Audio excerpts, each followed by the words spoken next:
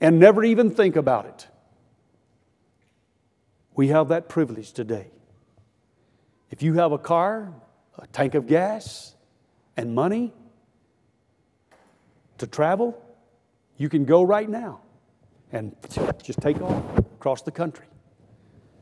Now, it may be irresponsible, and people may get mad at you, your wife and children, but you have that right, that privilege. And then we have the freedom to dissent or to rebel. In demonstrations, in letters, our voice can be heard. Many, many times we need to call our legislators and let them know how we feel about certain issues. We have that privilege. In Iran today, those who are dissenting are doing it at great cost. Many of them have been imprisoned, and many have been killed because they did not have the freedom to dissent. In America, we still enjoy the freedoms of developing our own lifestyle, to live like we want to live. I've seen documentaries of China and how some of the people there live and how they feel about their country, their nation. They are like puppets. They've been programmed, and they are absolutely afraid to say anything against the leaders or against the government. Afraid of retribution. But here in America, we are free to choose our own lifestyles. So thank God for the freedoms that we still enjoy in America. But I want you to think a moment about ideal freedom. Freedom that most men and women, young people, dream of. Freedom from oppression.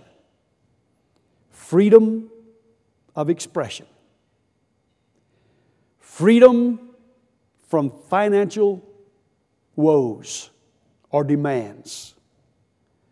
Freedom from all responsibilities. You wouldn't have to work. You wouldn't have to have money to buy food. You wouldn't have to do anything that you didn't want to do. You didn't have to follow anybody else's rules. All you had to do was get up in the morning, play a little bit, eat breakfast, have fruit on the trees, vegetables growing, living on some island, paradise, people around to serve you, to cater to your every whim. All you had to do was ask, but then you would be robbing those people of freedom, wouldn't you? Well, that kind of freedom does not exist as long as there are two people in the world. Neither you nor I will be completely free, because we are answerable to each other.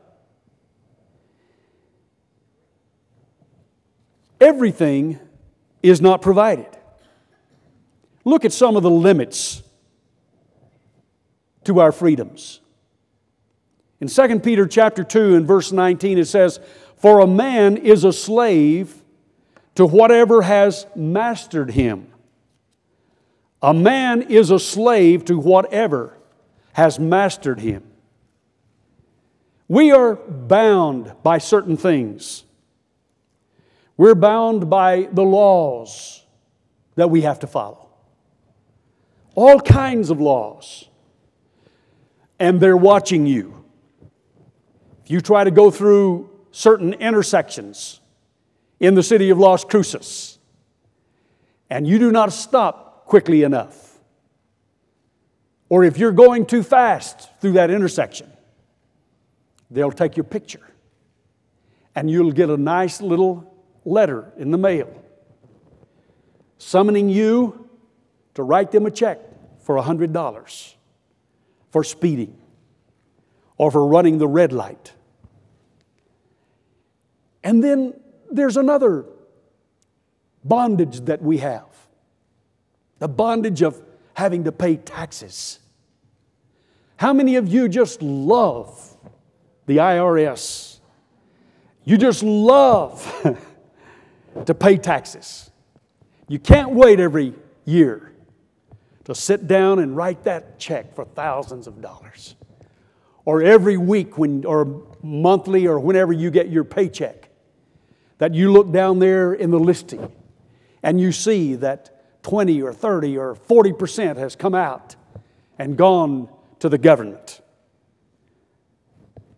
Well, taxes are a fact of life. You pay them. Everyone pays them. You say, well, yeah, but Pastor, some people don't pay them. Yes, they do. If you go to the store and you buy anything, you pay taxes. If you buy a car, you pay taxes. Everywhere we go, we're paying taxes. We're bound by it. And then, not only that, but we have to work. We're bound to work. If you eat, you work. Somebody works for everyone who eats in America. Say, oh, but what about these people, Pastor, that get food stamps and they don't have to pay anything? Well, somebody does. Someone pays for those food stamps. Someone pays anytime someone eats, someone pays. And so we're bound to work. And then there's another area where we're bound. We're bound by our neighbors, those around us, those that we rub shoulders with day to day. You say, well, how is that? How do they have any restrictions on me? Well, remember how they complained about your barking dog? Or how that you didn't mow your grass just right? And a lot of areas that you want to move into in the city of Las Cruces or many other cities, they will have what they call covenants. There was one area here in the city of Las Cruces that we were looking at building a new home. And they said, well, we would love to sell you a place and see you build a house here. And here are our covenants. And it was a number of sheets. It was a whole, nearly a book of restrictions. We could not have people visit more than so many at a time. And if they did, we had to get a permit for that neighborhood for all of these cars to come and park at the house. And they couldn't park out in front. They would have to park out behind the house. And all of these different restrictions. Covenants. Bound by our neighbors. We're bound by legal authority. We're bound by society. We're bound by natural laws. You see, because that we live in this world, it rains on the just and on the unjust. You cannot control the storm. And you cannot control the fact of aging. These are natural laws that limit our freedom. That's why I say that none are free. We're bound by relationships and responsibilities. I'm not free. I married a wife.